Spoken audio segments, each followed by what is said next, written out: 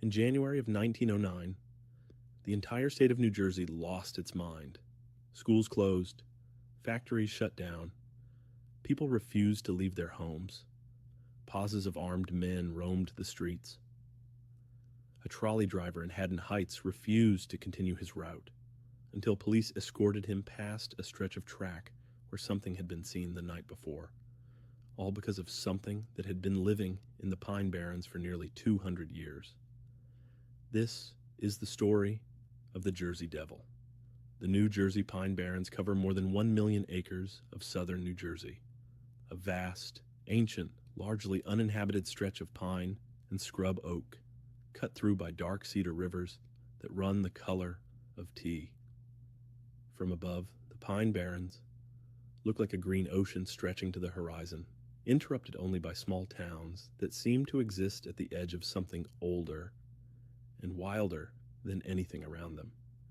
It is the kind of landscape where you believe things could exist that haven't been cataloged yet, where the trees grow close enough to swallow the light, where the paths disappear, and even locals have gotten lost.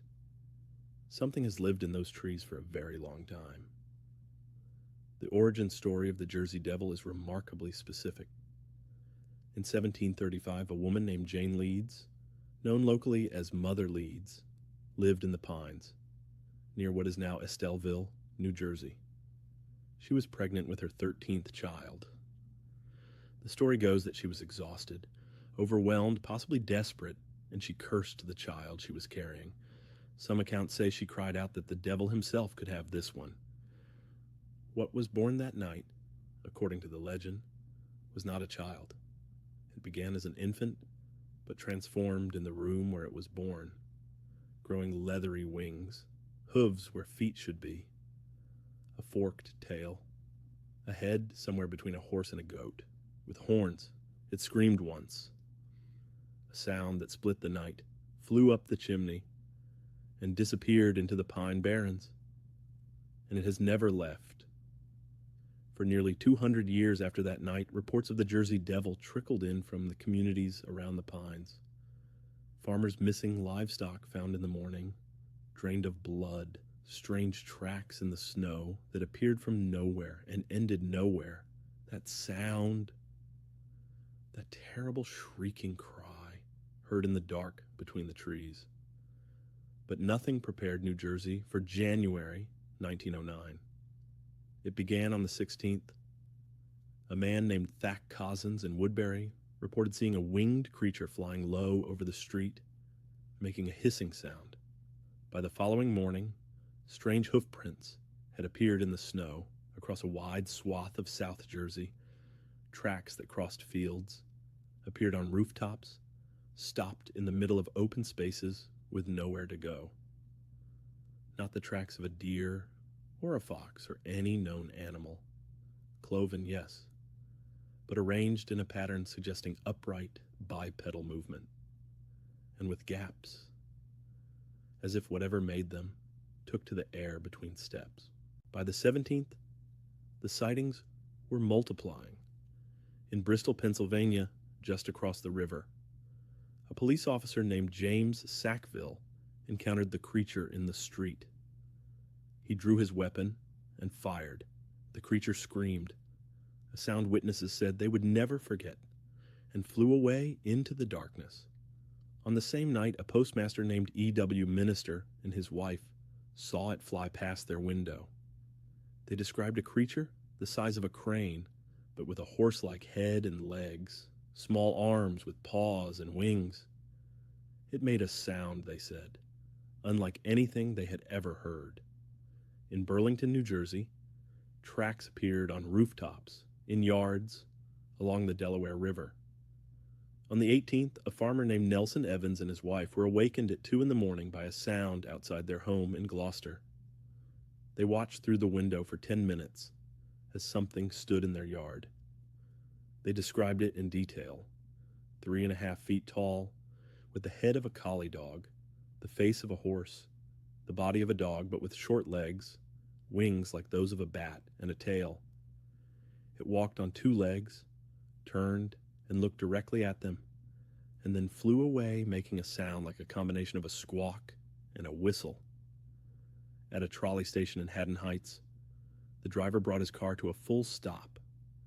Standing on the tracks ahead of the trolley was something that should not exist. The passengers pressed against the windows. The creature looked at them, really looked at them, with a kind of terrible awareness, shrieked, and lifted into the night air. The driver refused to move the trolley until police arrived and escorted it through. In Collingswood, a crowd of residents gathered to watch the Jersey Devil circle overhead in broad daylight. A local officer fired at it. The creature kept flying. By the 20th of January, the week of terror was largely over. The sightings dropped off as suddenly as they had begun, but not before an estimated 1,000 people across multiple states had reported encounters with the same creature over the course of 5 days. 1,000 people in 5 days. In 1909, when news traveled slowly and communities were largely isolated from each other. The Jersey Devil has never gone away, though. Sightings have continued throughout the 20th century and into the 21st. In 1936, a forest ranger named John Irwin encountered the creature on a road through the pines at night. He sat in his car and watched it for several minutes as it stood in his headlights before walking calmly into the trees. In 1951, a group of children in Gibbstown reported seeing the creature in their neighborhood. Local police investigated and found unusual tracks. And in 2015, a man named Dave Black was driving near Galloway, New Jersey, just at the edge of the Pine Barrens, when he saw something that stopped him cold. A large, dark animal running on all fours, but then rising up to walk on 2 legs and spreading wings before gliding over a fence and disappearing. Black photographed it. The image is blurry, as these images always are, but the shape is unmistakably strange. It does not match any known animal. The photograph made international news. The Pine Barrens remain what they have always been. Over 1 million acres of ancient forest at the edge of one of the most densely populated corridors in America. They have never been developed. They likely never will be. The soil is too acidic, the terrain too difficult, and something lives in them, something that has been there since before the Revolution, something that the native Lenape people knew about and feared, that the colonists named and cataloged, that briefly terrorized an entire state population in a single week, and that continues to be seen by ordinary people driving ordinary roads at the edge of those dark and ancient trees. What is the Jersey Devil? A supernatural entity born of a mother's desperate curse? A surviving pterosaur from an age before humans? A misidentified large bird seen at night, distorted by fear into something monstrous? Or something the Pine Barrens have simply always kept as their own? The forest doesn't give up its secrets easily. What do you believe? We want to know in the comments. If this is your first time here, subscribe.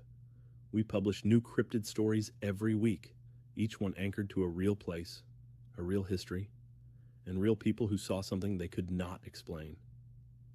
Next week, we head to the